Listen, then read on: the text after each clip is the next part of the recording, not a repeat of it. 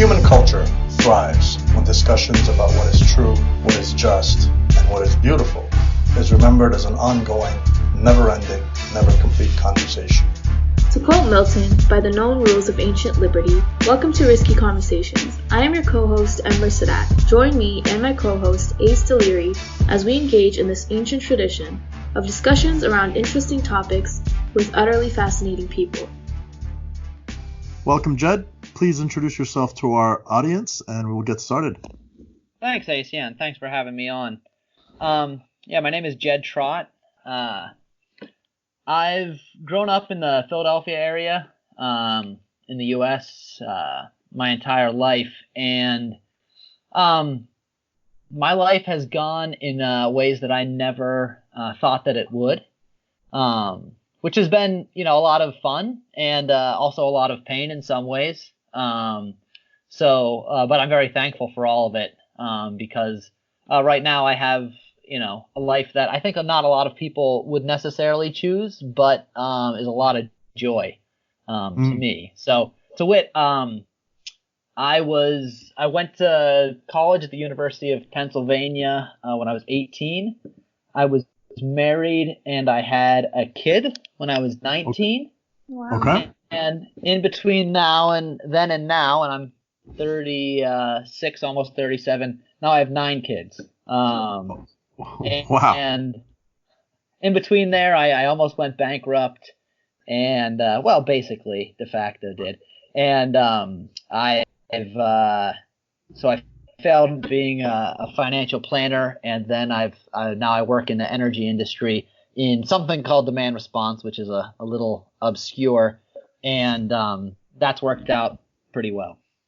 Wow, that's awesome. And the reason, like I said, what makes this interesting for us is that given the modern context of people not only not getting married, but almost effectively being averse to having kids, for a person to have been married so young and to have so many kids, what is that like for you? Given I'm pretty sure that the vast majority of the people you interact with at work, or at least even in normal life, kind of see you as the anomaly, where more than likely you would have been the norm just a few centuries back, right? That's true. I do think sometimes I feel like I'm living in a time warp, where I have I guess in some sense what you would call a pretty traditional life. I go out and work and make all the money, and my wife takes care of our kids. She homeschools a few of them. You must actually hate sleep, because how do you get any sleep with All 9 kids? So I can answer that question very practically. Do it. Having 2 kids and having 9 kids is not it's not the same sport. Right. It's Clearly. like and I sleep very well. Actually, until recently. So I had my youngest son now has cerebral palsy. And he had quite a lot of complications when he was born. So the last year and a half haven't been so great on the sleep. But up until then, I've slept very well. Some of which has just been being lucky with kids who sleep well. But, other of it is we have to sleep well. And we can't have all the kids waking up all the time and, having various issues during the night. So we just don't, if somebody comes into our room, we comfort them, pat them on the head, and put them back in their bed. I can't, I'm not going to make a big deal out of it. They have to go back to bed. I have to go back to sleep. So over time, you do it that way, and they don't get up. They sleep, you sleep, and that's the way it's got to be. Right. Now, if I only had 2 kids, then maybe I could spend half an hour with them up at night, like asking them about what their bad dream was. Right. And then they would keep getting up at night. And that's sort of that you can extrapolate that down the line to how it works. So let me get this straight. So you stumble upon this circuit after the first kid or after the 3rd kid? When did you realize that this is how it has to go? That's a good question. That is so it's probably with the 3rd and 4th kid, which was so we decided to foster after our second daughter was born because we were having trouble getting pregnant. Okay. And so my son Ben came to live with us August, and then we got pregnant with my daughter Hazel a month after that in September. Oh, okay. So that was a double whammy. So they're like 15 months apart, and Ben also has cerebral palsy. So we had 2 kids under 2, neither of whom could walk. So we all of a sudden we were like, okay, we can't do this. And that's when we were I think that's when we transitioned from, having a manageable 2 kids that we could do a lot of one-on-one sort of defense to doing a man defense. Doing a zone defense. Its own defense, right. Because I was going to say, there's no way you could do man on that. Yeah, no. They're small, so they're not as fast, but still. There's always one getting away from you somewhere, right? Right. Yep. So how does so like I said, what like to most people listening in the modern day and age, like the idea, like are you planning on having more kids, or is 9 the magic number where you guys feel like it's enough? Yeah, I don't know if there's a magic number, but I'm pretty sure that we're gonna stick here. It's just the issues that we have with Charlie, my youngest, are I feel like we're sort of at our limit. Yeah, which is weird to say, I think, because people always have looked at us and been like, I don't know how you do it. And we've always been like, well, it's actually okay. And now we're like, I don't know how we do this.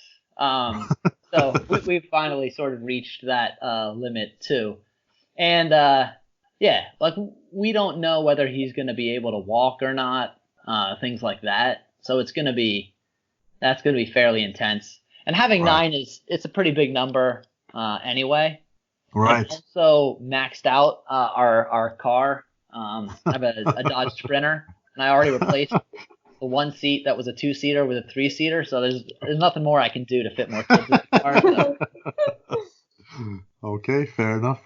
No, that's fair, because like I said, to the average person listening to this, and I told a couple of friends of mine, they're like, what's the thing that sticks out about Jed? I said, well, his professional life would be interesting, but the thing that sticks out personally is that he has 9 children, and their reaction has been almost universally, wow, that's like a Navy SEAL, right? Because there are people in the Army, and then there are people in the SEAL team who are like extreme parents. Because I'm like, imagine how many lunches you have to make, and how many loads of laundry you have to do, and how many homeworks you have to help with, and it must be like a constant sprinting marathon, right? So, hats off to you. I totally, and obviously your wife must be an amazing human being to handle all that at all times, since you get to quote unquote escape for a few hours during the day while you go to work, right?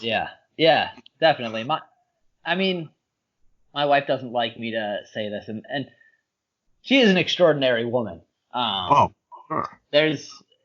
And I was completely like just blessed by God to be married to her. I didn't really make a decision in this except for. So I guess I should tell some backstory here. Yeah, I think go for it. This is the whole story is crazy. Love it.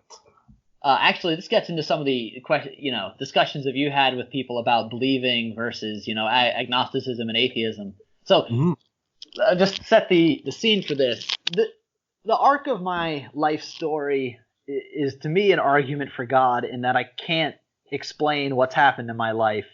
It doesn't make sense to me on a human scale. So okay. I grew up in a pretty conservative home. I was, basically a good kid. I went to college after high school, and I met my wife. She lived on the same hall as me in our dorm, and her room was like basically right across from mine. So it was impossible that I wouldn't meet her. She's, and we were on a hall where there was like probably 20 kids and 4 kids who were like kind of, poorer. And they put us all together. Okay. I guess to segregate us from they don't want us like stealing from our roommates or whatever the idea was. I don't know. But so it was me and my wife, and our roommates. My roommate was a 7-foot tall guy from Ireland, who was there on a basketball scholarship. Her Wow. roommate was a local Philadelphian. Anyway, my wife's from Brooklyn, so I'm from Philadelphia. She's from Brooklyn. Kind of people who keep it real, no BS. So like right away, I was attracted to her because it's like, you go to college. There's a lot of kids there who don't necessarily have a lot of life experience. Right. And that's, it's kind of annoying. So anyway, I was attracted to her right away. We hit it off. We started dating. And then right after Thanksgiving, I learned that she was pregnant. Okay. So, yeah. Yes, that was not on my plan for my life. Right. I was just, then I was like completely despondent and like, oh, my life is over. I can't believe I did this. Why would God do this to me? On and on. I was, I stayed in my bed probably for like a day. Then, we talked through it. I got up, I talked to my parents, and I felt a really strong, sense in my spirit that we were supposed to, raise this kid together. And so, I asked my wife if she'd marry me, and she said yes. Luckily for you. Yes. Well, it's also a weird thing. She grew up in a sort of a secular culture, in which, making that decision, for me being in that situation was unthinkable, but for her making that decision was unthinkable, like in terms of the way she was raised. So I think it was weird, strange from both of our standpoints to have made that decision, but we made that decision. Then I met her mom. You can imagine that was an extremely uncomfortable dinner. And we ended up getting married the next March over spring break, which probably one of the craziest freshman year spring break stories that you're going to hear. Wow. Yeah. And so then, we worked our way through college over 3 years. She actually took a semester off and graduated in 3.5 years. So which is also crazy. And we decided then, after we graduated, we're going to have another kid. Because I think a lot of people would have been like, okay, we have one kid, let's get our life together and make sure we have a solid foundation. But we are sort of we never think that way. You're risk takers. Yeah. Well, it's like, look, we could take it's not really that much of a risk. Like if you really look at the risk parameters of that decision, it's like if we can't make things work, we're already screwed. So either we're gonna like wait to actually have a family and then have one kid and then like a separate family later, or we're just gonna do this thing. Right. Okay. That's the decision that we made. Okay. So we did that, and so then we had my daughter Lucy. Then as I was saying, we were having trouble getting pregnant. Now, like we're 20. See, at that point we would have been like 26 and 25. Okay. And we decided we were going to be foster parents because we wanted another kid, which is a terrible decision to make. Because like if you want to have another kid, you should do adoption, because foster care is usually temporary. It's a very risky decision. And again, that's a decision that I felt like we were called to, and that's why I did that, because I can't tell you to this day why I did that. I can't make an argument to you why I did that. That was not a good decision, and I don't have a logical defense of it. So then we did that, and that's our son Ben. Who, we were able to adopt him, which again is a very unusual circumstance, right? Because right. most kids, most people don't just get a kid placed with them and then they adopt that kid the first time. Right. So that was another crazy thing that happened. then yeah, let me pause there and see if because I could go on and describe this whole story to you, but I want to make sure you have time to ask questions or what. No. So this is utterly fascinating because I guess, like I said, when you're in that situation, right? Once every parent I've spoken with who becomes a parent, the first thing that dawns upon them is like, well, I've literally crossed this particular threshold where this person is now supposed to outlive me, right? I mean, talk about long-term decision making. Mm-hmm. That's an entirely, because most people up until you get to that point in your life, it really isn't like that, right? Everything is kind of like temporal, and it's like, okay, well, I'll go to school for 4 years and then I'll get a job and all that stuff. But this is like, well, I better do a good job with this person because they're supposed to outlast me. And so you have this little phase shift in terms of how you look at things. Mm-hmm. But what made it curious for me for you is like are your kids like really closely related, like age-wise? Like they're just like, you just wait a little bit and have another one? Or are they like, there's like a 2-3 year gap between them? Like what's the gap situation like, and how does that work out in terms of the dynamics of the family? Okay, well, so we sort of have tranches. So Okay. we have Sophie and Lucy, the two oldest, who are 17 and 14. Okay. Then they start to get fast and thick. Okay. You've got Ben, who's almost 12. You've got Hazel, who's 10. Aaron, who is 9. Vivi, who is 8. And then you have a little bit of a gap. Judah is 5. And then Angelina is 2. And Charlie is 1. Okay. So it sort of happened every time we adopt. So we've adopted 3 times. Okay. And every time we adopted, there was like a kid who's like a pair with the kid we adopted. Like Ben and Hazel, right. Aaron and Vivi, and Charlie and Angelina are all like in pairs. I see. Okay. And so when you go through the adoption process, and like you said, your first time so I guess the way I see it from what you've told me, and given the fact that you've done it repeated times, is it sounds like a bad idea, and then it turns out to be a great one, as long as you could push through the initial adjustment period. Would that be an accurate description? Well, I think adoption is different than foster care. Okay. Because when you do adoption, you are pretty sure you're going to have a kid who's going to live with you and they're going to be part of your family forever. Okay. But foster care, it's like a parent's having, not doing a great job. So they get their kid taken away from them. They have to stay somewhere and you don't know what's going to happen. Right. And then also the way the legal system works here, at least, is you have no legal rights or standing as far as the situation is. So you can't speak in court, and the well-being of your family is not part of the process. Which sort of makes sense in a way, because you're saying, like, this is a kid who needs a place to stay, but he's not, according to the law, he's not part of your family. He's waiting to go back to be with his birth family. Okay. So that's not, as you can imagine, that's not a great situation if you're planning on having that kid staying with you for the rest of their life, because chances are they won't. Right.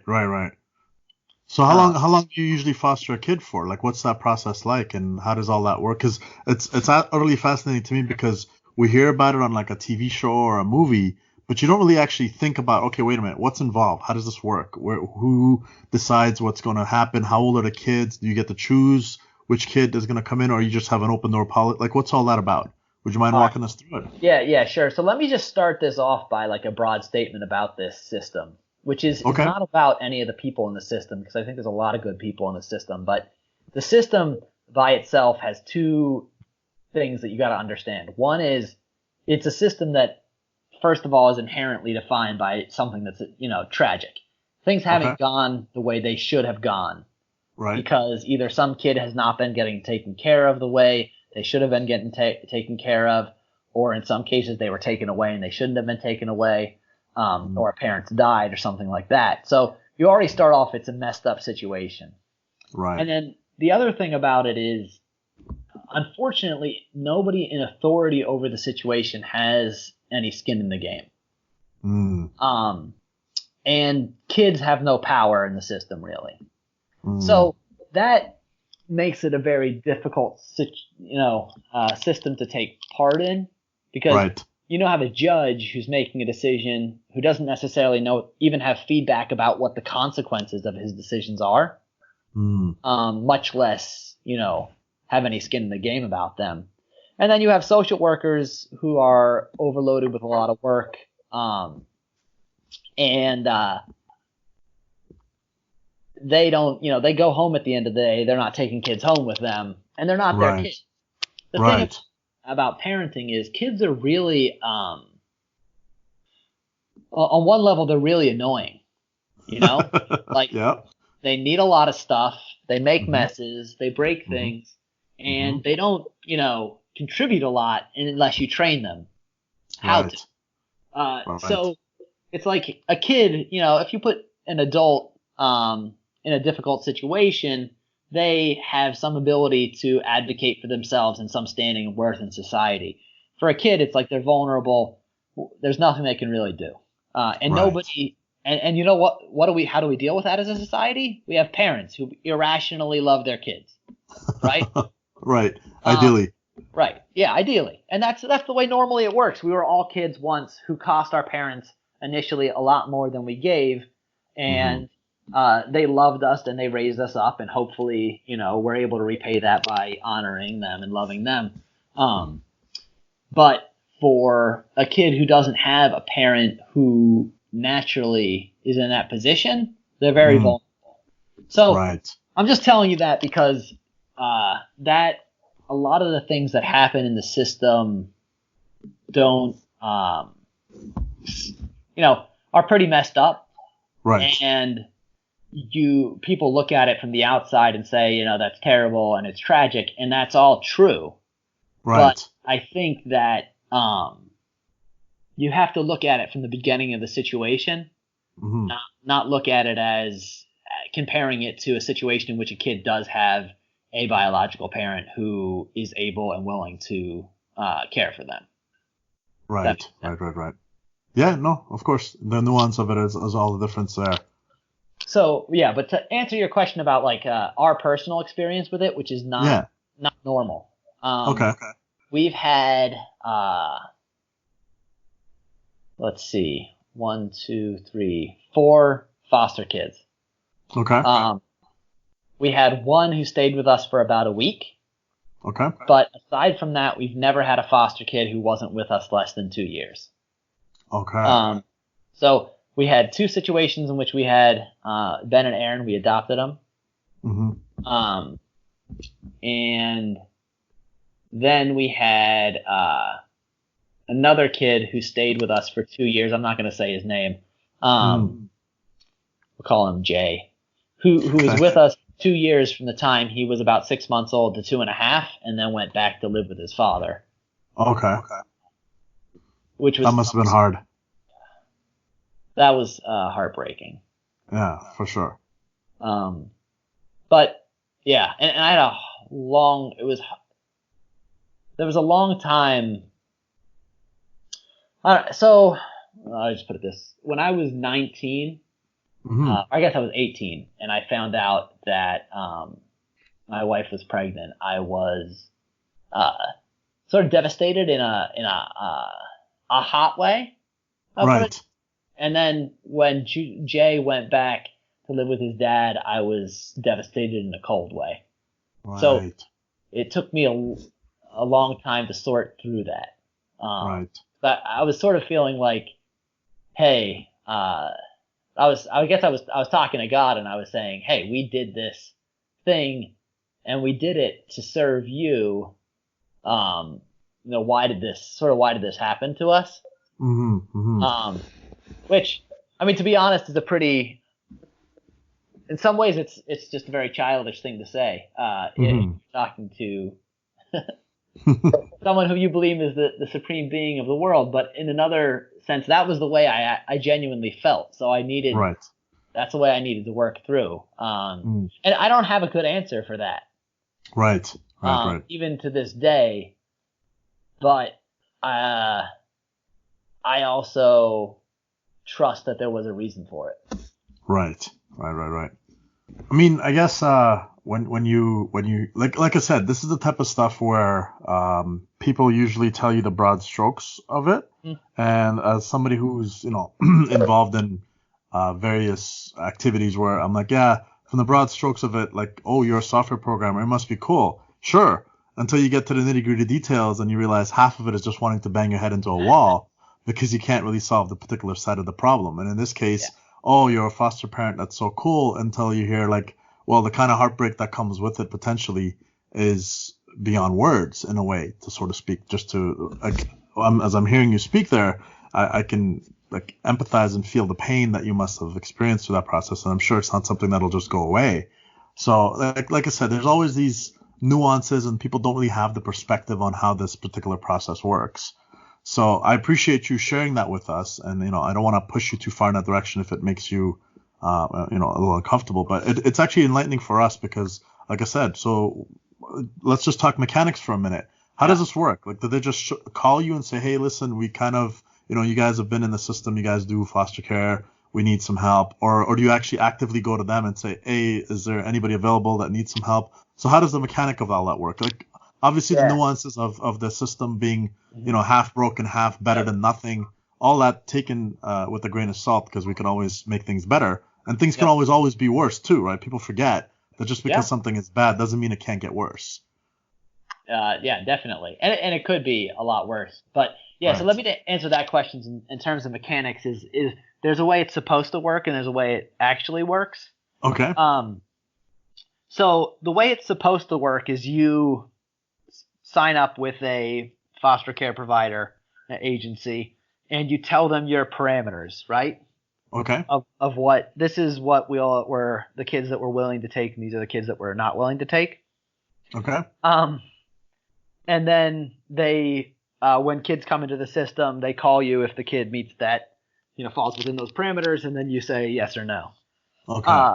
In practice, there's an information problem where there's a couple of problems. One is that the social workers, when they're intaking kids into the system, may not have good information. So when we didn't say that, and then the other problem is that you can have a whisper down the lane situation where you have multiple social workers working on the issue, and somebody got told something by a doctor and they mistranslate that to a social worker who mistranslates it to another social worker.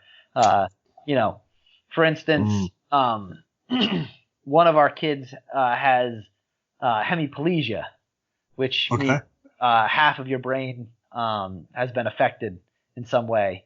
But when that was originally translated to us, it was hemophilia. So you thought it was a blood problem, right? Right. Well, this is like, we first got the kid. We were like, we didn't know whether they were staying or whatever was happening. So they were like, he might have this issue. And we're like, okay. So I'm actually not even sure that that's what happened because I never was able to trace that back down the line. I only know that was originally what was told to us. And then we later found out that he did have hemiplegia. So I put that together and think that was what the mistranslation was, but I have no way of knowing. So the information that you get initially is almost always not good in terms of its quality. So you can imagine that means that the filters that you originally gave the agency don't get followed, because how could they? The information that's informing the filters isn't right. So what actually happens in practice is they call you up with kids who fall within a fuzzy boundary range of what you gave them and ask you if you want to take the kid. Because the system always needs more parents, more foster parents who are willing to take kids. So the one thing they do kind of respect is they'll respect age limits within like a couple years. So if you're like, hey, we don't want to take kids above 3, they might bring you a 5-year-old and ask if you want to take them, but they're not going to bring you a 14-year-old. Right. So that's sort of the way it works in the nuts and bolts entry. And then the legal issues and the visits are a whole nother story.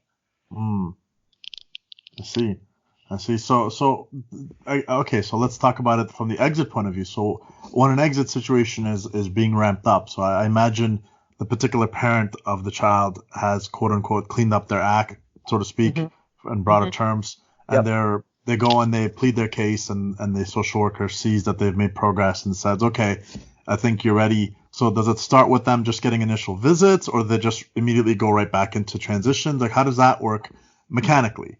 Just so that we have a grasp of it.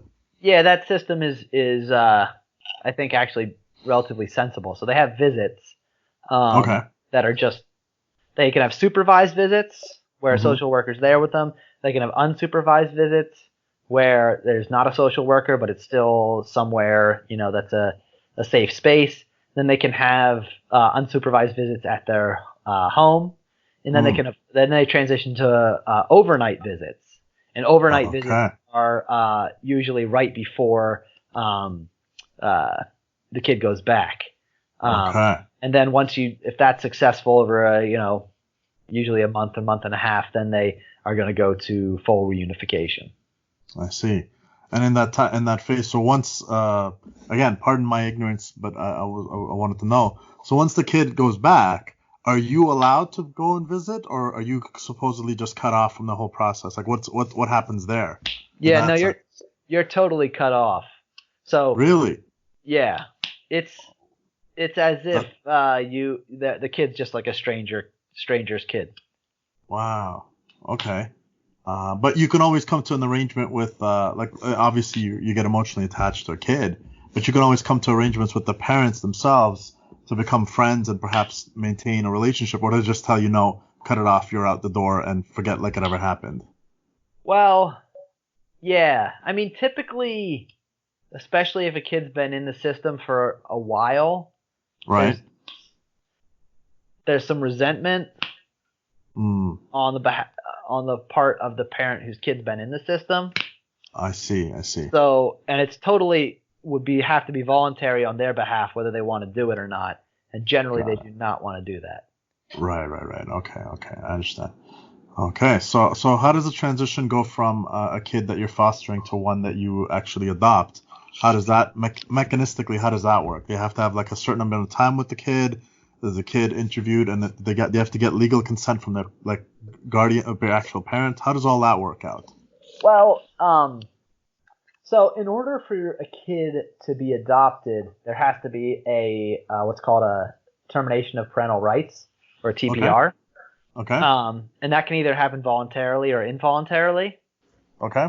In the foster care system, it generally happens involuntarily. The general guideline is, and I think this is actually a legal guideline here, but it's followed more in breach than in practice, that the parent has 18 months to sort of get to the place where they can reunify with the kid, and if they haven't done that, then they're going to move towards terminating their rights. Okay. For one of our kids, that took 4 years. Wow. How come? How is it? What, like, that makes no sense. Yeah. I don't know how I can explain it. I mean, there's not really any way to explain it. The judge, I guess in that situation, it took that long for the judge to feel that the parents weren't going to get into a condition where they were going to take responsibility for themselves. I guess that's the way I would put it. I see. Okay. And so then when that happened, and then I'm not going to go into all the details because there's a lot of stuff that went on, but the judge sort of over time sees the craziness, right, and says, this is not a healthy situation. That's what happened in that situation. So when you're a foster parent over that period of time, and you see you see what condition the kid is when they come into your home, right? Right.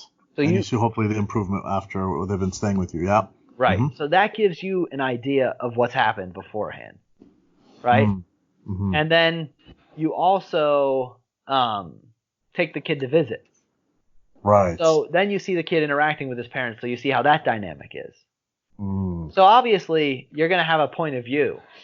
Right, of course. But that point of view is not expressed or expressible legally.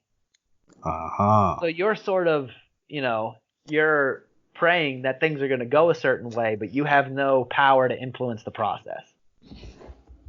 I see. So you're hoping that the judge is going to come to a point where he sees, the reality of what's going on. Right. No, I understand. Yeah. So then anyway, when that happens, then the kid is up for adoption. And generally, if you're fostering the kid, they're going to let you adopt them if you want to adopt them. Because they don't want to have further dislocations for the kid. The kid's established bonds with your family. So then that process is it's just an administrative process. You fill out paperwork and so on, and it takes usually about a year. But there's no real decision making in that process. It's if you have a home that is viable for the kid, which you have to have because they're already in your home, and you jump through these hoops, then you can adopt them. Okay, good. Overall, I guess it's like I said, it's your. We have a sketch of what these things might be like, but you're kind of shading it in for us, so we have, and hopefully our listeners can have a greater appreciation for what is involved emotionally and mechanistically and obviously legally, because at the end of the day, we always want the best for the kids involved, because it's, nobody deserves that. Yeah. Okay. So you fostered several times. What makes you want to continue fostering? So I'm going to answer that question. Okay, I'll answer the question in a couple of ways. Because when we first started fostering, as I said before, I can't give you an explanation of why we did it. The second time we fostered with Jay, he was our second foster kid. We had a really good experience with Ben. And we felt like, hey, Ben had been in a bad situation. We were able to help him. And he was just a great kid. He's a great kid now. He's such a joy and a blessing. We wanted to do it again. But then with Jay, when he went back, we didn't foster for a little while. But then... And then, I think it was in the middle between Ben and Jay coming that we fostered for just a week.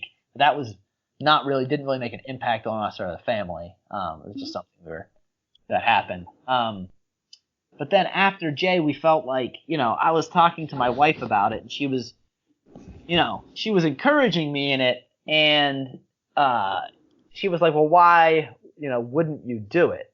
Right? And I was like, because it hurts, Right. But then, after I, said that to her and I was praying about it, I felt like that wasn't a good reason. Right. Like God was telling me, that's true. It does, but you should still do it anyway. Right. Because, yeah, I mean, in our religion, I'm a Christian. We believe in a suffering God. So we believe that God suffered for us and suffers with us. Right. And so what that means for us is that we're also called to suffer for others. Right. Right. Is it you're sort of like your cross to bear? Exactly. Okay. Yeah. Okay. Well, I could see. So like I said, our point of view on that front. It's been an evolving one because, as you may recall from our conversation with Gordon and Alex, there's a transition, and that's where I was going to get to next for you. Is like, as you said, you sort of fell into your faith in a way, from what I gather, based on your life experiences. And so, how does that inform the way you? So, did your faith inform the way you live now, or the way you live now informed your faith, so that one led to the other, or are they in like a tightly coupled scenario where they basically feed off of each other? Because you go from a kid who was in dorm room and you experienced I think you said you wanted to become a financial advisor. Was that what it was? Yeah, well, I actually did. Okay. It didn't work out so well. So tell us about all that. How did all that tie together? Because this angle of your life is utterly fascinating, and my deepest respect for what you do. And obviously your wife is an incredible human being who could do. I probably couldn't last. You guys should have had her 2 on. hours. Honestly, you know what? we would be happy to have her on, but honestly, I can't imagine myself doing just making breakfast for that many kids that she probably does every day without even thinking about it. So hats off on all fronts to your wife for that, because man, But I can at least have some level of conversation with because I can somewhat emotionally, empathize. So let's walk through your process here. How did you go from, where did the faith kick in, and how did you, find the quote unquote financial planning situation? How did that work out in the opposite direction? And how did all that lead to bankruptcy? Because then we could transition to what it is you currently do. Yep, sure. So I grew up in the church, but I guess when I first went to college, I was I guess I felt tired of it. So I wouldn't say I didn't believe, but I just was I don't want to, I guess the way I would put it is I felt like I don't want to be good anymore. This is, so I decided I was going to do what I wanted to do. And then, when we got married and my daughter was born, that whole situation really made me feel, I guess I felt at that point if you read the Old Testament, when people make covenants with God, where it's God's if you follow me, I'll be faithful to you. I sort of felt that was kind of what happened at that point. I felt a strong sense that it was this is a crazy thing that I'm doing, but I feel like I'm called to do it. Not crazy in the terms that, it's very risky. Most marriages that happen at that age don't work out. The statistics on whether or not we should still be together after 18 years are terrible. Right. But I felt okay, if I felt like I was being told if you're faithful, that God was telling me if you're faithful to me, I'll be faithful to you, and God's faithfulness is worth a lot more than mine. So, right. So I felt like that's what happened, and then after college, I felt I wanted to become a financial advisor. It was a dumb decision in terms of I didn't really know what I was getting into. Because I found the subject fascinating, and but it's mostly a sales job. Right. Which I'm more analytical than salesy. Okay. So anyway, but I spent 2 years trying to make that work, which was probably a year and a half longer than I should have. Okay. But I have an ability to be stupidly tenacious when I have, my mindset on something. So anyway, the way I got out of that is another sort of, unlikely circumstance. So to me, it's all the unlikely circumstances. I put them together. I'm okay, all these things that happened could just be coincidences. Us getting pregnant with my daughter 1 month after my son came to live with us from foster care. Right. It's okay, that could be a coincidence, but how many coincidences need to stack up before you say, are these really all coincidences? So this other coincidence was I was trying to sell a 401k to the owner of the company that I work for now. Okay. And he offered me a job. Okay. So this was when I was probably, I don't know. I was in a lot of debt from my standpoint then.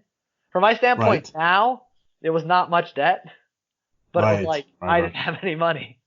So any amount of debt is a lot of debt then.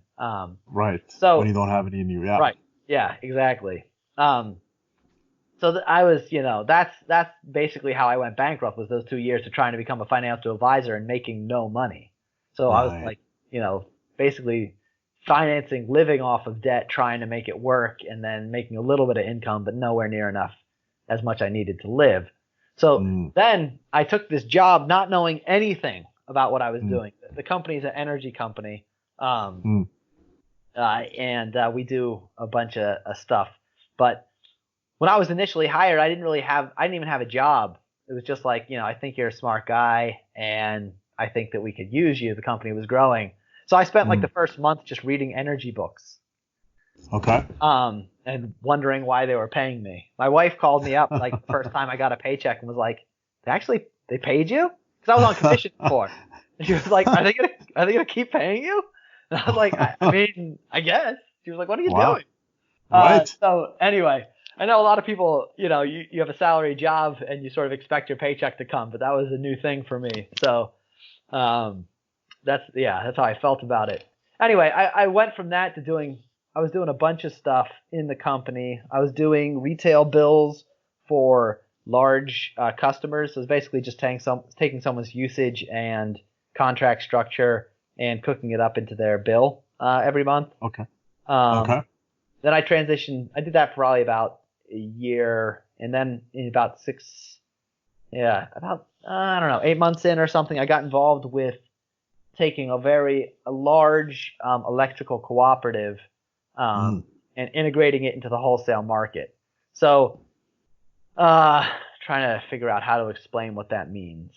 Yeah. No, because I was going to ask you, like, for most of us, and this is what I found interesting, was that we take energy and electricity so for granted that the only time we notice it is when it's not working.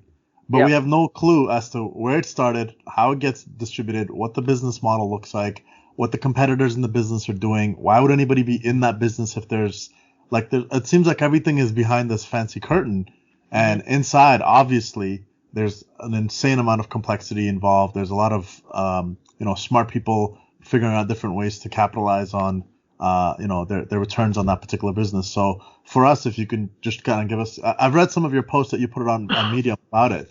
So that's where it got me sort of interested, because it's sort of similar. Yesterday, I had this conversation with a friend of mine who's actually a chartered accountant. And for me, for the most time, I'm like, okay, you're an accountant. You look at spreadsheets, and that's basically like, what can you possibly be doing? And then he sort of said, okay, if you really want to learn, I can show you what a day in my life looks like. So I said, yeah, enlighten me. Tell me what a day looks like in your world. And he said, okay, well, first of all, there's sampling and subsampling of audits and reviews. And he's explaining a lot to me, and I'm just listening to this. I'm like, this sounds like an engineering project a lot more than it does an accounting project, because you're essentially looking for anomalies to detect whether there's truth or falsehood being hidden under the rug here. He goes, essentially, most of accounting on a professional level at the highest level is basically forensic accounting. And in that case, you're essentially looking for people doing things that they shouldn't be doing when they're telling you X when they're actually really doing Y. And so what we do is we become detectives, and we're basically in search of the actual patterns. And he goes, and imagine you get a company that's worth, 1.2 billion, and you're told, okay, we're going to audit this company, and we're given $100 million business to go over for a period of like a week. And you're looking at a year's worth of data for $100 million. Because there's no way you can actually figure out where the fraud happened, but you have to have some level of systems to go after it. So as he's explaining all this to me, and I just realized, I said, wow, the kind of work you do is very fascinating now, that because the notion of accounting has always been such a caricature of it. When you see it on TV, it's just some dude with a pocket protector and glasses and socially awkward. So as he was explaining that to me, and I immediately thought to myself, wait a minute, when I speak to Jed, it's going to be the same thing, because what's going to happen is everybody thinks, what's the big deal? You're just sending electricity over a wire to my house, right? But obviously, there's a lot more involved. So I want to give you sort of like a jump off point to sort of explain to people, where does this stuff come from? How does it all get managed? What's the complexities involved? And how quickly can they make a miscalculation and lose their shirt? Because I'm sure running that business is not one of those businesses where it's like a premium model where you're making an exorbitant amount of profit, or it's not a luxury good because the thing basically has a shelf life. So how does all that, like, just fill us in terms of what does a day look like when you walk into the office, and what your understanding of that business is overall, so that the rest of us, because right now it's ironic, Ember is actually at one of our offices at work, and they have a power outage there because they're doing some maintenance. So she's kind of running her entire operation off a battery right now. Yeah, it's so much fun. Yeah. So I will yield the floor. Nothing I say is going to be particularly helpful to you, Ember. But well, first let me say I think this is going to be a lot less satisfying than hearing an accountant talk about what they do, because I think there's a real I guess what I call a green lumber problem in my line of work. where like if you talk to most people who are energy, like nerds, quote unquote, on like Twitter about stuff that they're interested in, like most of that stuff has no commercial value. Okay. Because most of the stuff that I've found that has commercial value is in little niches of knowledge that you can exploit in various ways to make some premium off of just knowing how to do things in an administrative way, I guess, or a market rule way, or understanding where gaps are in the market that you can fill. Okay. But those don't have much to do with the fundamentals of how the market works or the way the market should work. Okay. So let me tell you how I'll just give you a schematic understanding of the way the market does work. Okay. So the market's basically, and this is on the supply side, is basically broken down into three pieces. Generation. So that's where someone either is turning fuel or sunlight or wind or water flowing into electricity. And then there's transmission, which transmits that over a high voltage system to a load. And the load can be connected directly to the transmission system, in which case it's only really a two-part system. It's generation and transmission. But in most cases, there's also a distribution system.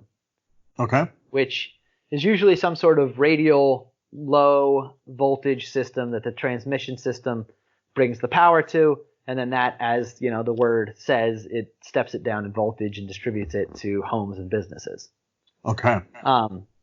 So traditionally, all of those things have been owned by the same entity, which is called a utility. But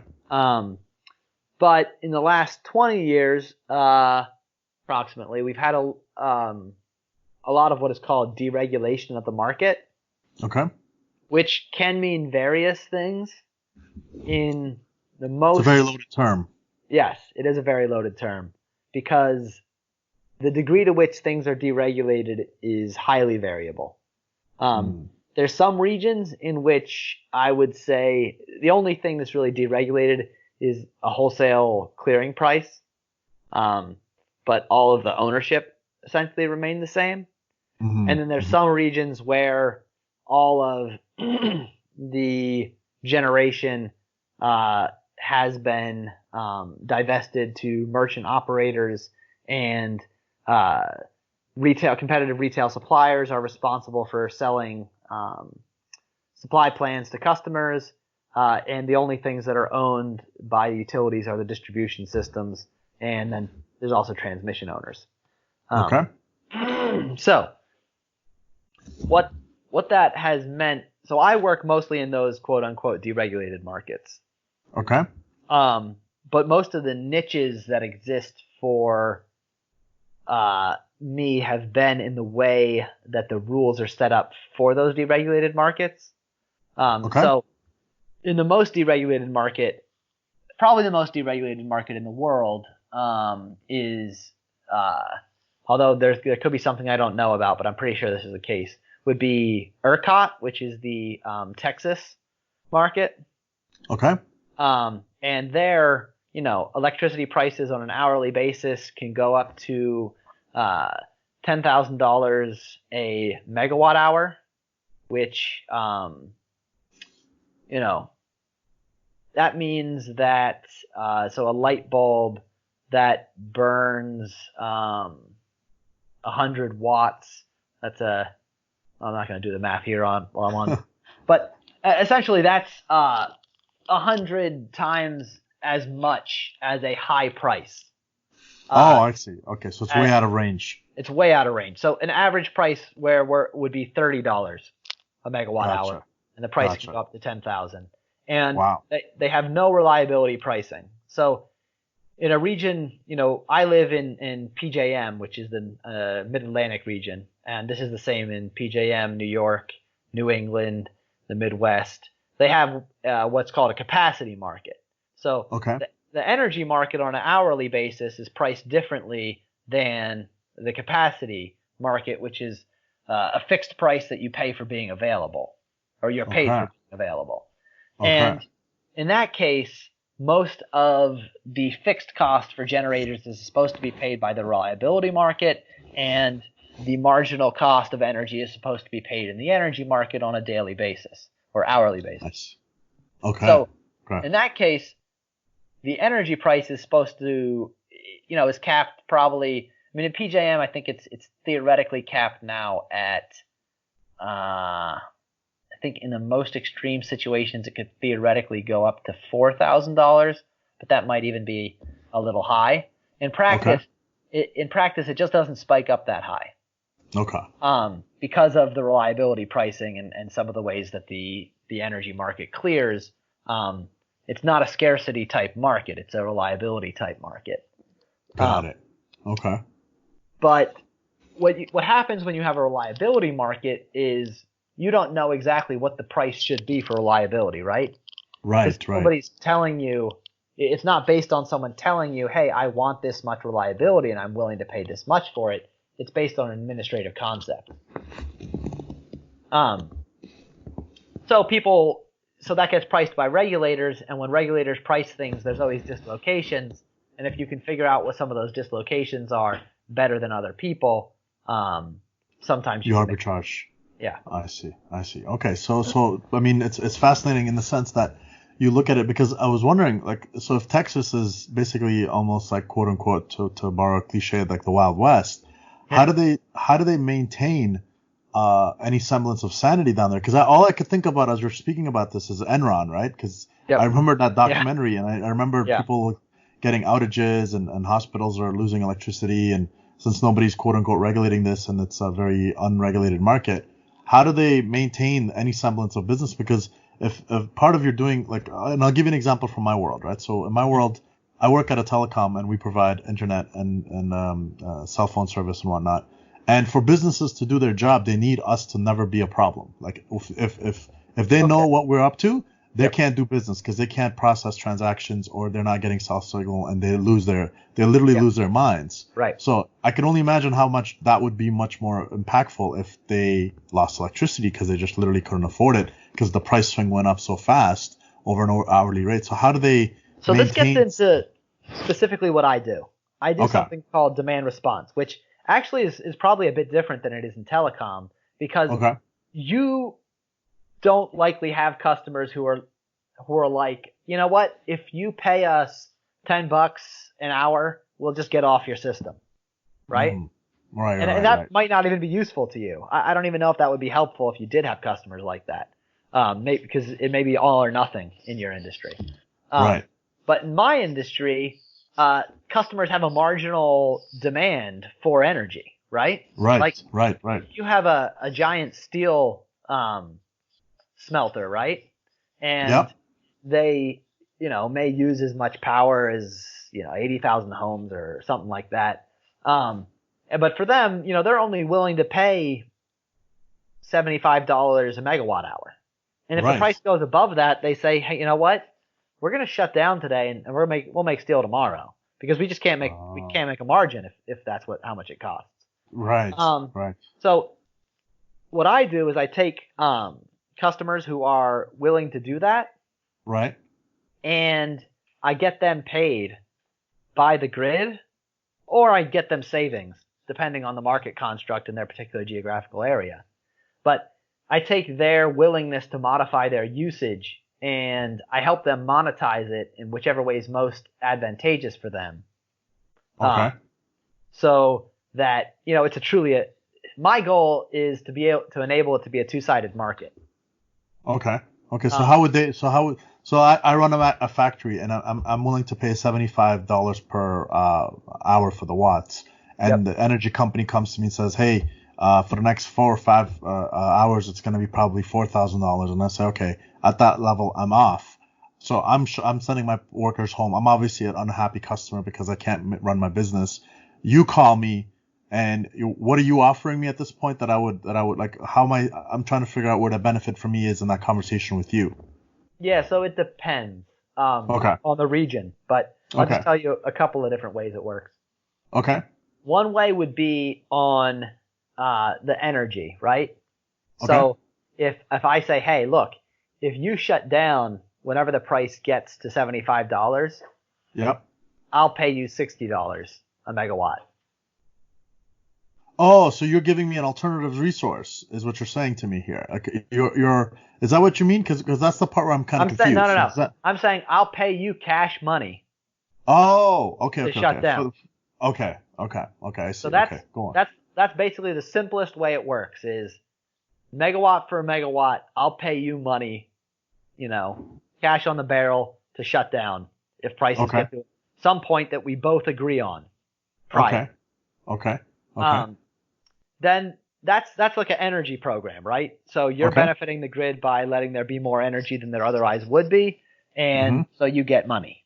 Right. There's other cases of that where you just sort of agree beforehand. The customer says, if prices get up to, let's say 250 or something like that, I'm shutting down because I can't afford it. And in that case, you're not doing much for them except you're letting them know what the price is, maybe giving them some, telemetry, some information to their control center so that they have the price at their fingertips.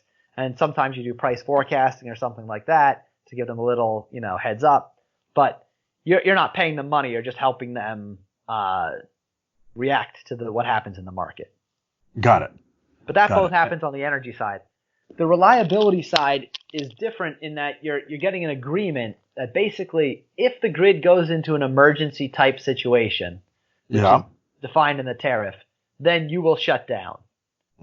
So most likely that means that customer won't have to do anything because usually the grid doesn't go into an emergency situation. Right. But if the grid does go into an emergency situation, you must be available to shut down. And if you don't, you're going to be penalized to some degree. I see. So to rewind the tape back a little bit, so you're paying me 60 while the market rate is 75, and we've come to that agreement. Now, how are you making money off of this deal? Like, is your job to adjust the demand side of the equation so that prices can go back to normal? Is that why you're making me this offer for 60 in our previous example? No, I don't care. I'm not the grid, so I don't care if things go back to normal.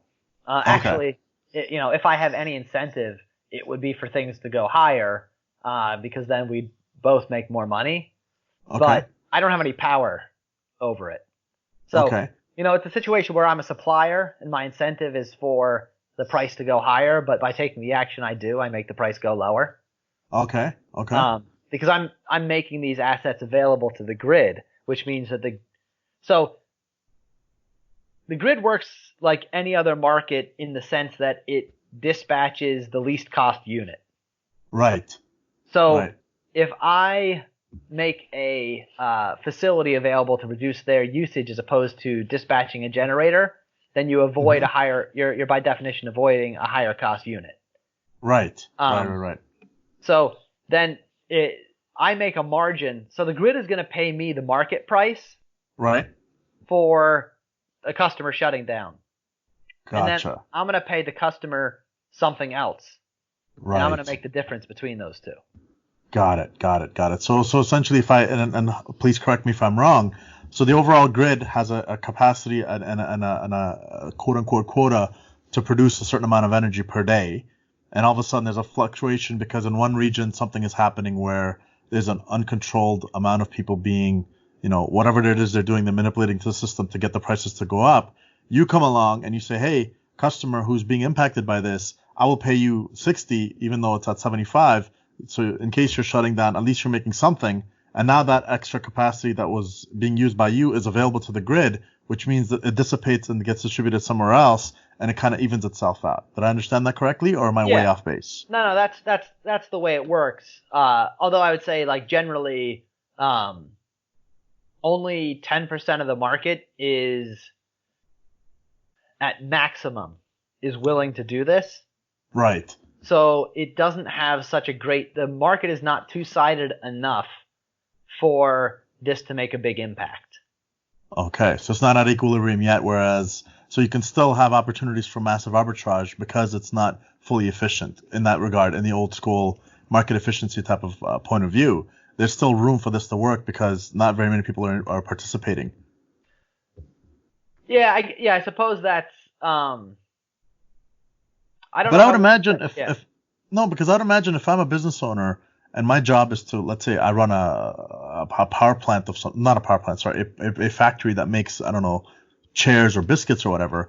Yep. I'm quite upset right now that I can't make my chairs or my biscuits. 100%. The minor $50-$60 that you're going to pay me for this is basically pennies in a bucket for the amount of money I'm losing for not being able to run my business, right? So how do those guys in those regions protect their business from this level of volatility, and how often does this business get that volatile to the point where this even becomes an issue? Because for the vast majority of us, and like, you know, right now with Ember being at Rogers, we're thinking about it is, you know, we have this big campus, lots of electricity flows through it. You know, there's lights, there's iPads and computer screens and, you know, heating and air conditioning and all the other stuff that goes on.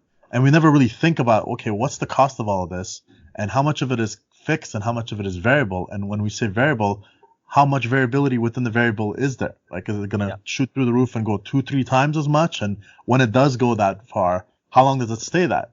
So all that's utterly fascinating, because as you're explaining this to me, I'm starting to get my gears are sort of grinding in that direction. And I'm trying to extrapolate some value from that. So there's a lot of questions in there, but I think it's important to understand that there's intermediaries in this market, right, who take on that risk for most of the customers. So most customers are buying a fixed price product from the market. And somebody else is taking a risk within a certain volumetric parameters of that load. So if you're running a factory, right, and you have, let's say, $800 a megawatt hour marginal value for, or let's make it, say you're running a semiconductor factory, right? Maybe you have a $50,000 per megawatt hour value on electricity, right? So you're never shutting down. No. But you still don't want to necessarily have your budget exposed to a $10,000 price. No, of course not. So you lay that price off to a supplier. I mean, you lay that risk off to a supplier. And they're going to hedge your load cost in the open market and give you a fixed price contract. So every megawatt hour you buy will maybe be $50 a megawatt hour, but they pay the grid on average, let's say $40 a megawatt hour, but they're exposed to the price spikes and you're not. Right. And at what level can they handle a spike before they are tapped out? Does that even happen, or is that just it happens, theoretical? Yeah, it happens. It happens regularly. Okay. So the last big thing that happened was in Texas this summer. Prices spiked up. I'm not sure what the highest price was. I was watching it at one point when it went up to 2,500. But there was a bunch of days in Texas where you had really high pricing this summer. I don't think anyone went bankrupt for that. But back in 2014, if you remember the polar vortex. Yes, I do. Unfortunately, polar vortex was huge in the electricity world because it caused a whole redesign of some of the reliability market constructs, and also a handful of companies went out of business because some of them just, they couldn't handle the cash flow.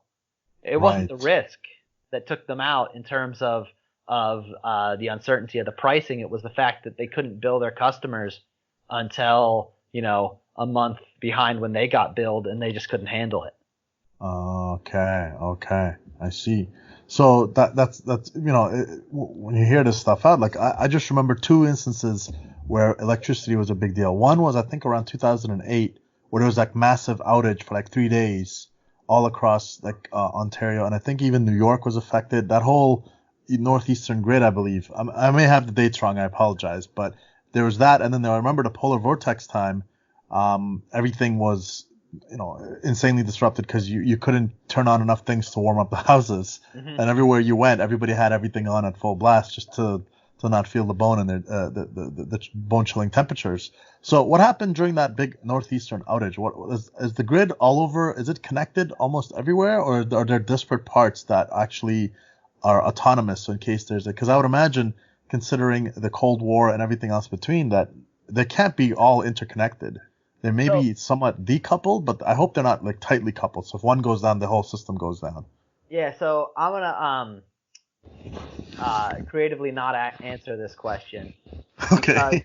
I didn't get into the industry until 2007, and I think the Northeast blackout happened in 2006. So I don't know. I know something about it, but not that much. Okay. But to answer your question, the second part of your question, it is relatively tightly coupled within regions. The regions can be quite large. So, Texas, for instance, is not connected to the rest of the United States in its grid, which is an interesting quirk because that also means that it's not subject to the Federal Energy Regulatory Commission's jurisdiction. So rules they make for everybody else don't apply in Texas. But, for instance, the entire northeast of the United States is pretty tightly coupled, and up into Canada.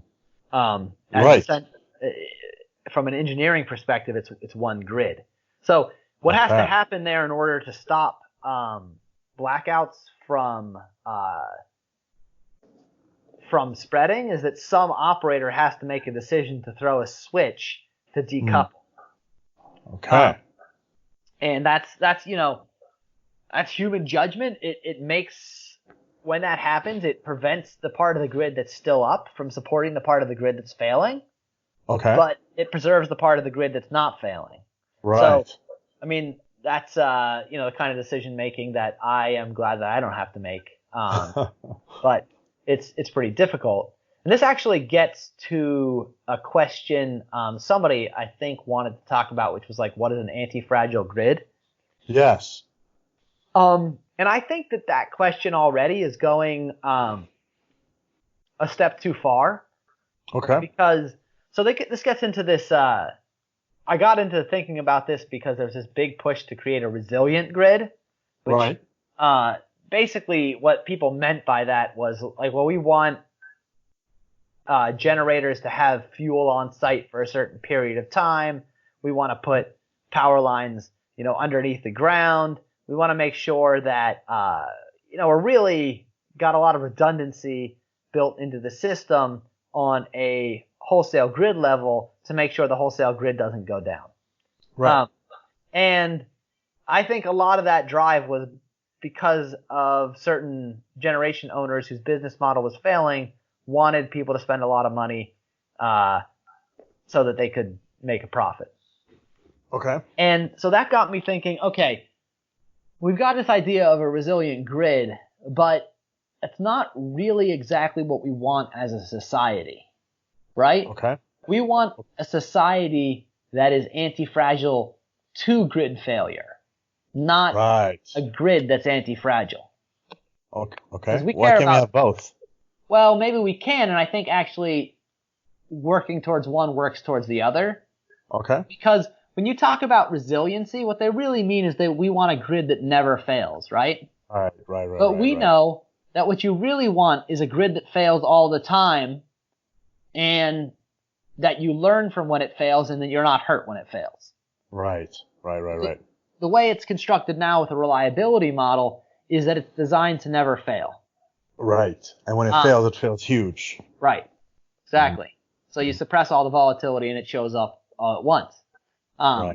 So the way that I think about this in my particular bent, especially being customer focused, is what you want is a grid that has a lot of distributed assets, So instead of putting all your money into hardening transmission lines and paying generators to stockpile fuel, you incentivize people in local areas to build generation that takes care of their key needs. So let me give you a thought experiment for this that I think is a good example. Go for it. So if you had a situation in which half the country loses power, all right? Would you rather it be every other county or the entire west of the country or the entire east of the country? Obviously every other county, so at least there's some semblance of power somewhere. So you can get to a hospital, you can get emergency fresh care, food, so forth. water. Mm-hmm. So you don't want to keep the whole wholesale grid operating. You want to keep key services operating. Yes. Yes. That are most valuable. To avoid panic, right? Because second order effects would be if everything is down and people panic, now you have a different set of problems with riots and stuff too, right? Right. Mm-hmm. Mm-hmm. Okay, go on. Yep, exactly. So, I mean, I don't necessarily want the grid at a wholesale level to fail all the time. And it's not clear to me how we get exactly from where we are now to where I want to be, especially since in many areas of the country we're so overbuilt at a wholesale level. Like, we have close to 30% reserve margins in this region, which means we have 30% more generation than we anticipate really ever needing. So, that means that the chances now, things can happen. So that 30% is a ghost number. It's not reality. Right. Things could definitely happen that either mean those reserves aren't available when you need them, or the demand is higher than you anticipated. And that's sort of what happened in 2014 to cause real problems. But having said that the fact that these structures that have made it be 30% higher necessarily, and maybe that's only 20% because you do want to have some reserve margin. Right. The facts that have made it that high have also disincentivized people to build things at a local level. Gotcha. Because there's always somebody out there giving you something anyway. Why bother building one on your own? Right. Okay. But the flip side of that is some of the charges that incentivize that 30%, people can get rid of if they build their own local assets. Right. So right. That's what I try to do. To some extent, what I'm very excited about doing is creating structures that sort of create an end around to get people out from under the obligation of paying for assets that aren't efficient, that they don't want, and using that money instead to pay for local assets that probably do have more of a benefit for them, and allow them to not pay money to, some moneyed interest who's extracting wealth from the system through regulatory arbitrage. Oh, right. So in that regard, I have two questions for you in this direction. One is, how's all this current what do you call it? The current mania, so to speak, about climate change, and how does that affect the electricity industry? Because I imagine they're basically at the forefront of it all, because the way they generate electricity almost always is going to be a conversation around the carbon footprint.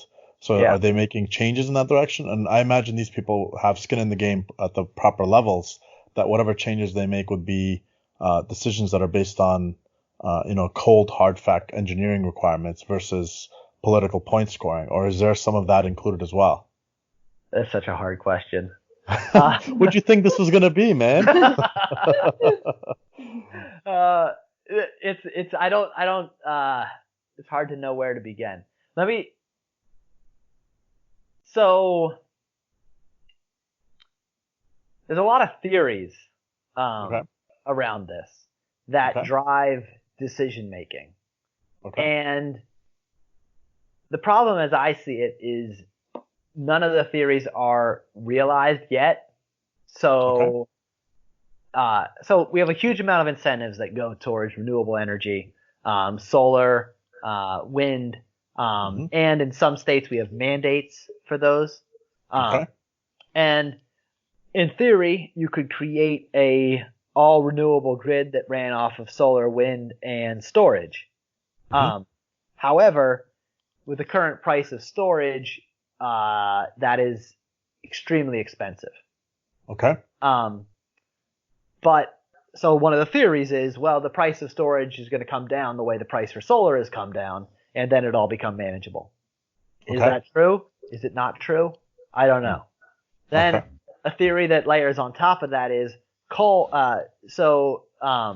China is on target to have 900, I think, gigawatts of coal capacity by 2030, which is about 6 times as much as the U.S. has Wow. currently. And I mean, think about anything we do in terms of carbon reduction versus that sort of capacity of coal generation. Right. That's just coal. It's not even right. counting the rest of the stuff they're doing. Right. Like you can't address one without the other. Of So course. another theory that exists is we're going to create a model in countries that are investing in climate change remediation. We're going to invent a model through research and regulatory innovation that's going to be exportable to places where they're building coal generation because we're just going to make it so cheap and good that they'll want to do it too. Right. Right. Is that going to happen? I mean, No. I find it extremely implausible, but it's a theory that drives decision making and action in this market. So I find it a really weird market for myself to operate in because this is a weird I think strangely, so I'll just explain it to you in the way that I think. I think about myself operating in the world as just as one unit among many units. But so when I see everybody who's working on climate change, I say there's a lot of smart people who are already working on this. So it's not something I'm particularly passionate about. I'm much more passionate about distributed energy. Right. Right. Because I feel like that's a crowded thing, and there's not as many people who have the perspective as I have on distributed energy. So when I look at everybody who's working on this and they actually have jobs in it, but they're also ideologically passionate about it, it's difficult to know what the clarity of decision making is. Gotcha. I think in some cases it's very muddled. In some cases it may be clear, but for me, distinguishing between those is almost impossible. Right. No, I understand, because given your natural inclination that when everybody's zigging, you're zagging, for everybody not having kids, you have 9, clearly you're going to be the person who's going to look for opportunities in spots where nobody else is looking. So with that, the next question that comes to mind from our listeners is, what do you make of the Tesla solar grid and the electric cars? So, and I think the capacitors that you will put in homes to line up with your idea of creating local generation of power to maintain your own lifestyle, to get off the grid, so to speak. Is that a pipe dream Elon is selling, or is that actual reality that you think would be manageable, depending obviously on where you are? If there's not a lot of sunlight where you live, then so be it, right? But for everybody else, he seems to be pitching this as sort of an idea. So we wanted to get somebody's perspective on it who's actually in the business. Yeah, so unsubsidized, it's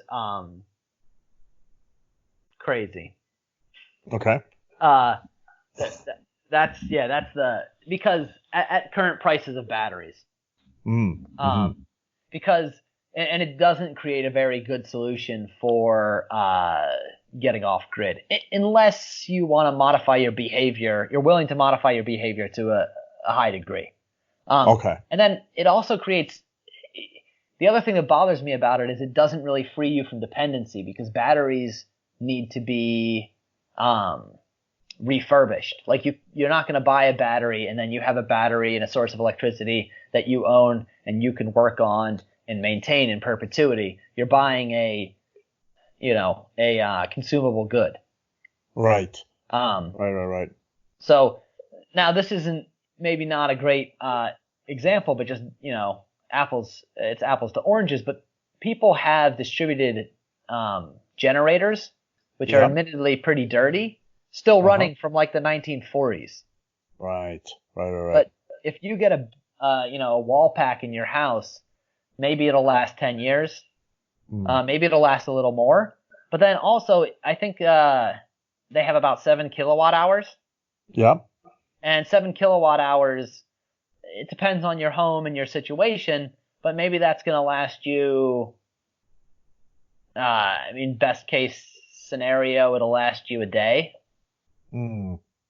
So, it's not a very reliable system if you're concerned about having backup power. Right. Yeah, that's what I would say. And then it's also extremely expensive if if you're not getting it subsidized by a state and federal grant. So if you live in California, I think you can get it extremely cheap. I know people who have. But if you live somewhere else, then it's going to be expensive. You also don't have the sun, and it's not as reliable. However, Right. So that's me, that's my negative take. But the flip side, when you put an electric vehicle with the situation, it becomes very different. Okay. The electric vehicle may have a lot more capacity in its batteries. Yeah. And the other thing about electric vehicles that's extremely interesting to me is if they do become prevalent, the amount of power that's flowing over the grid increases. I did figure this out at one time, but I think it was close to doubles. Just if we got the cars all to switch over to electric. Yeah, I figured it out from like gas miles and based on the efficiency in gas miles to electric power miles, but that's in a spreadsheet buried on my computer somewhere. So, but anyway, it would be a huge amount of demand growth, and that actually would be a big opportunity for a more distributed grid, both because those vehicles could be dual use assets. They can be backup power plus vehicles, and you have this problem right now where you have a reserve margin that depresses the need for local development. All of a sudden, you have the reverse situation. So, that could be very exciting. Of course, so far, electric vehicles are still, kind of pricey for a lot of people. Right. I always hesitate to make any predictions at all about technological advancement. Right. Because it's the only person, unless you're Charles Goodyear and you're willing to spend your whole life dedicated to actually making it happen yourself, and then you got to be agnostic. Yeah, so on that front, when it comes to technology, as somebody who's involved in software engineering, I get to sort of see that world from more of a, I guess, Televian point of view. And from that point of view, I kind of see it as follows. It's like there's jokers on the left who are essentially politically unhinged to a certain degree, wanting to take their ideology and spread it worldwide. And then there are clowns on the right who think that any moment you'll have AI and it'll solve all the problems because they think computation is everything, right? So jokers on the left, clowns on the right, and IYIs in both camps of a different variety. And so I've always been skeptical of people who make, because when I hear Elon's pitch for the car and the house that's going to be rechargeable through the solar panels and whatnot, what I really see, and this could just be an anomaly based on how I see things, is that what you're really doing is you're hiding the problem set that you're really trying to claim to be solving by punting it to somebody else, right? So in this case, from what you just explained, it's like, yeah, my car is electric and I'm all green. Let me go to Whole Foods and buy my kale juice and brag about how green I am. Meanwhile, you just pushed it onto the grid, and the grid is still generating that electricity in a carbon non-neutral way. So you feel good, so you get the virtue signal, but the reality of it is it's much more complicated than that, right? It could actually be much worse. Well, if those cars and solar panels are being made in China with 900 gigawatts of coal, right? Yeah, is that a solution to the problem? And I mean, this sort of gets to sort of the localism questions and questions of transparency that come with that. Right. Because one of the advantages of doing things locally as opposed to universal solutions to problems is that you at least you have better internalization of the externalities that you produce. So it may be less efficient in some ways, and it may have some risks that otherwise wouldn't exist, but you have a better idea of what those are. Right. At least you have the ability to have a better idea of what those are. And then you also, I don't know all the answers to this, but you look at people like, and I won't mention any names, but because I don't, if there are, I'm a little paranoid, but if there are any issues with local regulators, you don't want to get in trouble. But people who are looking at, I'm going to do micro hydro in my particular situation to generate power, And it's like, okay, that's great. You understand what your personal risks and tolerances and needs are, and you're going to create a solution for that. Right. I don't know exactly what that world looks like in all of the distributed energy areas. And I think actually it's an important point that it's impossible for me to know what that looks like because it's emergent, right? Right. It needs to develop from people tinkering at a local level to put together what they want. And if I'm going to sit here and say I know what that is, then that means that I don't even believe in that process. Right. So Right. I'm excited about getting to see what it is. And I think in some ways there's maybe more opportunity in areas like Africa that haven't built up all this infrastructure already to develop a better system. Because, the infrastructure we've built can become an albatross to us that prevents us from developing, further.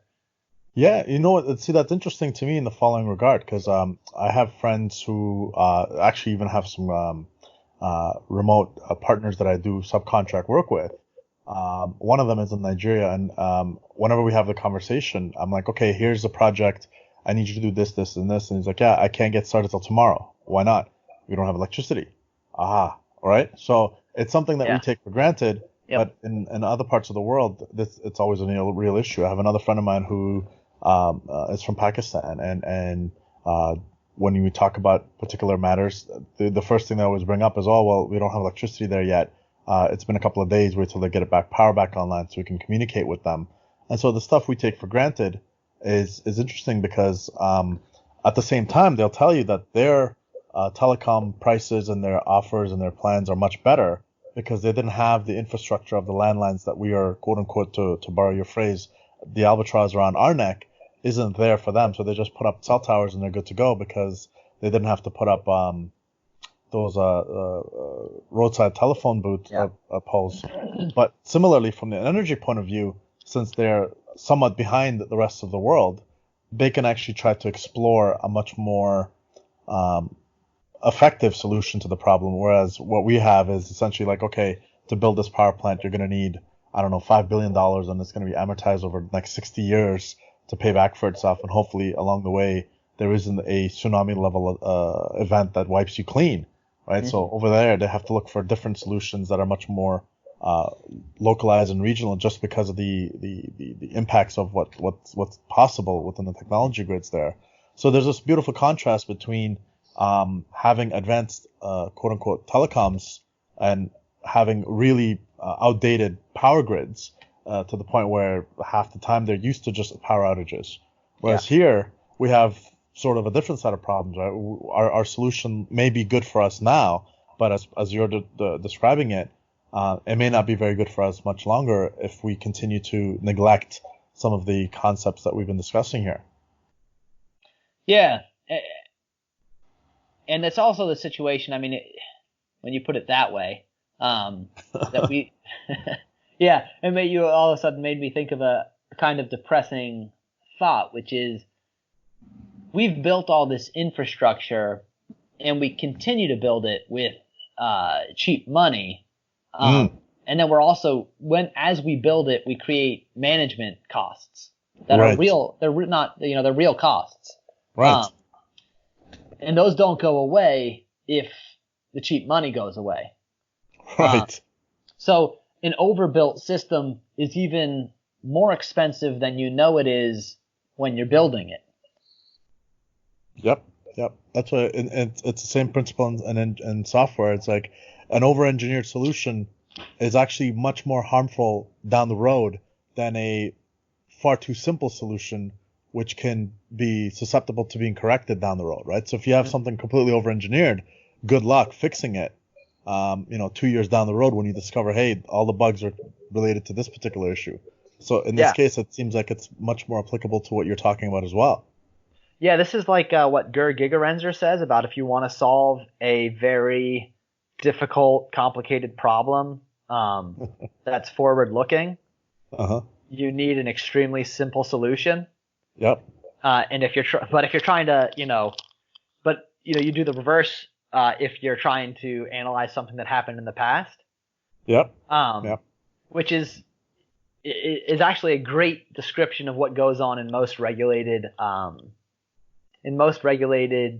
power markets. We do all this analysis over past faults and problems that have occurred, and then we try to build future infrastructure around complicated descriptions of those past events that really have very little to do with what may happen in the future. Now, I think the saving grace of that is that you still have a lot of sort of crusty operators who are in control rooms, who are making decisions based on heuristic bases, even if the analysis that went into creating the regulatory construct was overbuilt and unrealistic. So, and that's in almost every market, you have a decoupling between the planning of the market and the operating of the market.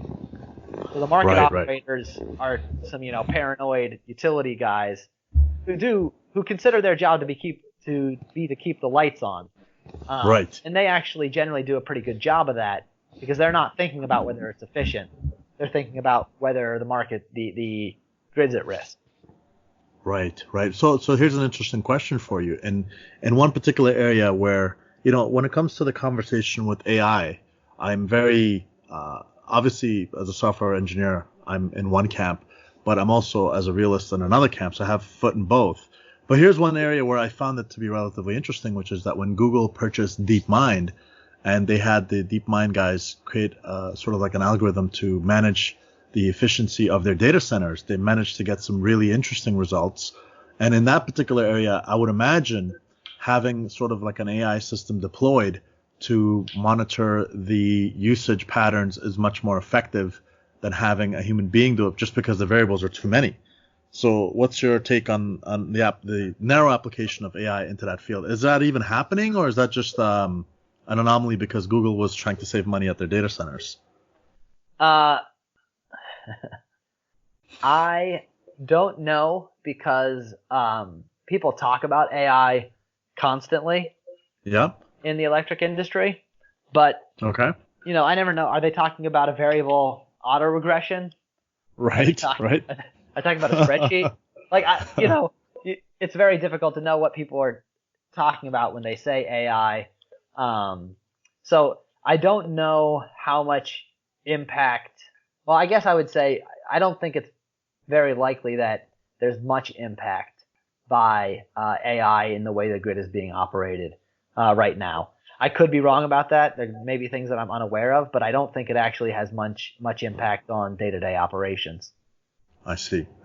Okay. So yet another area where the hype hasn't really met the reality just yet. Yeah, not yet. I mean, and it's also the power markets are supposed to be markets, right? Right. They're not supposed to be top-down constructs. So there's an intelligence that happens with markets that I think is almost impossible, if not impossible, for AI to replicate. Right. So I don't even know for most of the things that happen if it's desirable to have AI, whatever it means, involved. I mean, there's also a good question of, I think I'm going to misquote, but there's an Aaron Haspelism about this, which is something about artificial intelligence. I'm going to get it wrong, but it's something about humans basically just define computer intelligence to mean things define intelligence to mean things that computers can't do yet. Right. So we're constantly just moving the goalpost on these things. Yep. So what we mean, by AI, for instance, 30 years ago, the way that the market solves for prices would have been impossible. They do 5-minute prices, and they're doing it on a security-constrained economic dispatch, which means on a network basis, they're choosing the lowest cost generator that doesn't cause any of the lines to melt down. They couldn't have done that 30 years ago. Right. And the reason they couldn't have done it is they didn't have the computing or telemetry power. Is that artificial intelligence? No, not at all. Not even close. Right. So I see where you're getting with that. Like the the things that open up in terms of possibilities get overly extrapolated beyond reason, is what I'm gathering from what you just stated there. Would that be an accurate reflection of it?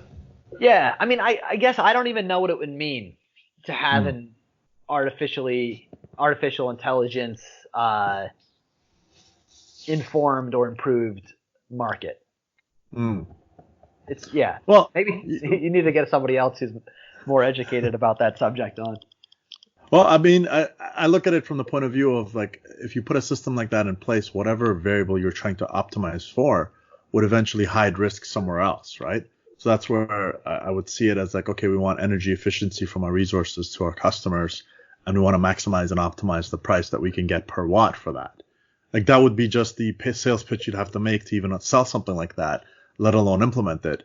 And as soon as you put those variables in play and you let it kind of run, you can immediately imagine the number of unintended consequences that it would open you up to, including second order effects of having a system. It's kind of like Uber surge pricing, except for hospitals during an outage, right?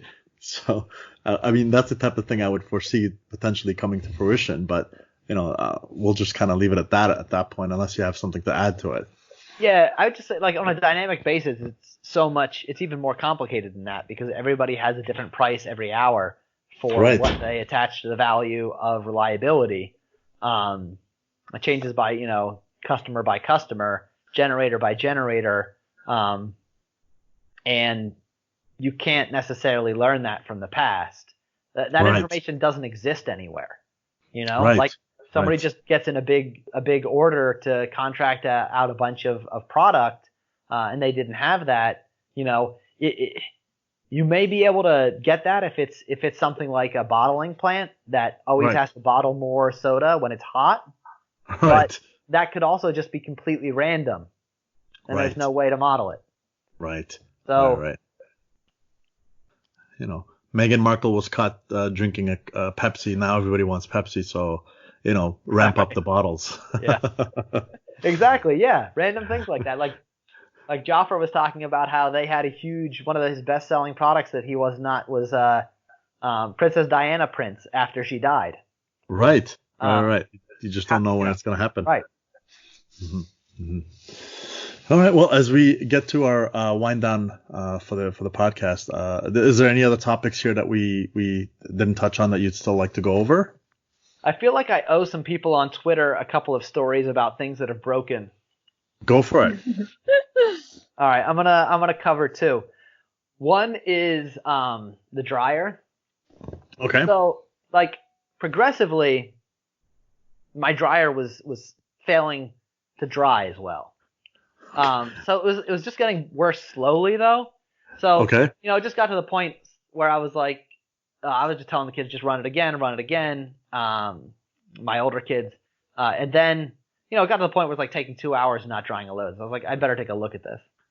So I went in, I took the back off the dryer. There was nothing there. I was like, So then I took a look at the heater to make sure that the flame was coming on. It was a gas dryer. The flame was coming on. It was weird. So then, obviously cleaned out the lint trap. Then I took a look at the hose that I pulled off the back of the dryer, and I started pulling things out. And I was like, a tennis ball, a Barbie doll leg, a doll head, grass, sticks, acorns. So like, once I figured it out, there was about a 2.5 foot long section of the dryer hose that was stuffed with things. And included in those things were aerosol bug spray containers. So I figured out that my son, who's somewhat obsessed with stuffing things and things, had just over time kept putting things in this hole on the side of the house. He didn't know where it went to, but he was like, hey, this is a hole that's seemingly, bottomless. I can keep putting things in. And he just been throwing thing after thing after thing in there till I figured it out. Then we had to have that conversation about why that was a bad idea. But, I was just so happy that none of those aerosol containers had, caught fire from the hot air or exploded, that he got off easy. Now, and then the other thing about the dryer, this one is, I still to this day don't know how it happened. It seems physically impossible. Okay. But I'm guessing you haven't worked too much on dryers. I have not. Well, yes, lucky you. There is a fan at the bottom of where the hose for the dryer is that's pushing the air out. Okay. And then there is a sort of box where the lint trap is, and then there's a filter above that. And somehow between those two spaces, again, I was having trouble with the dryer drying. I found a box of sparklers. Oh, like the firecracker thing? Yeah. Where you light it up? Okay. Yes. Full box of sparklers. Wow. No idea how it had gotten inserted in there. Very happy that also didn't start a fire. Although sparklers aren't that flammable, so that may not have been. Although it could have started the lint. But anyway, didn't go on fire. Got that out.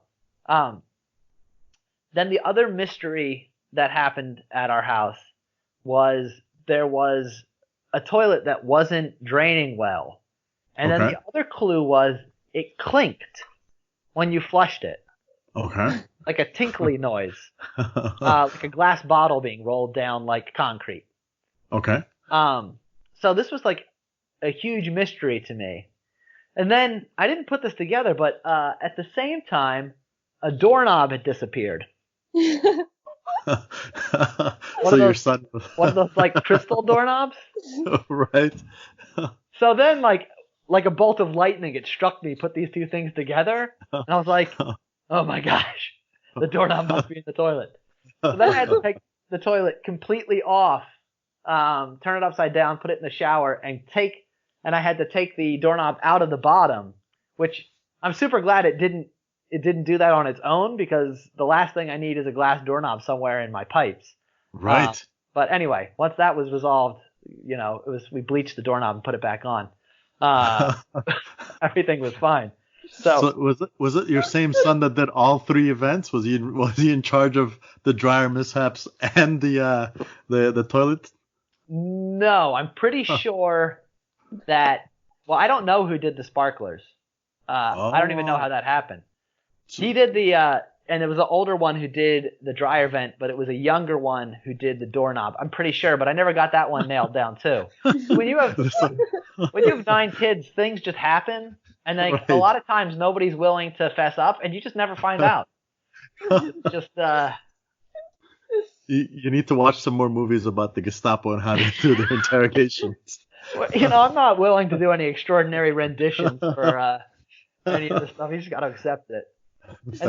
But that same son who did the dryer also stuffed a pencil sharpener, 4 toothbrushes, a nail clipper, and a rubber ball down the sink drain. Which I ended up having to replace the entire pipes underneath that bathroom sink, because it was those chrome kind that just kind of get old and brittle after a while anyway. So when I was taking it apart to get that stuff out, it just cracked with the pipe. So I had to end up replacing that with PVC. But that's some of the. He kind of did you a favor. Look, Daddy, I made it so that you have to fix this thing that was gonna crack anyway. Yeah. It saved me a ceiling repair. Fair enough. Well, thank you very much today for taking the time to walk us through your journey. We wish you the very best, obviously, with future interactions with the many children you've helped out, and I'm sure the many that you'll continue to help out, and the enlightening experience with regards to how you participate in the energy market and some of the ways for us to think about that. So I really appreciate you coming on. Thank you very much. Yeah, thanks so much for having me on. I appreciate you taking the time, and it's an honor to be on. And I wish you all the best with the rest of this podcast. I'm glad you did it. I admire you for taking the initiative. Thank you very much. Take care, Jen. Right. Bye, guys. Bye. We hope you enjoyed this episode as much as we have. The truth is, any conversation worthy of having will inherently be a risky one. Thank you for listening. Stay anti-fragile and carry on the ancient tradition and your own unique way of saying what only you can say and doing what only you can do. Abiding by Milton's words, this is Ember Sadat and Ace Deliri signing off, wishing you the very best of worthy and risky conversations.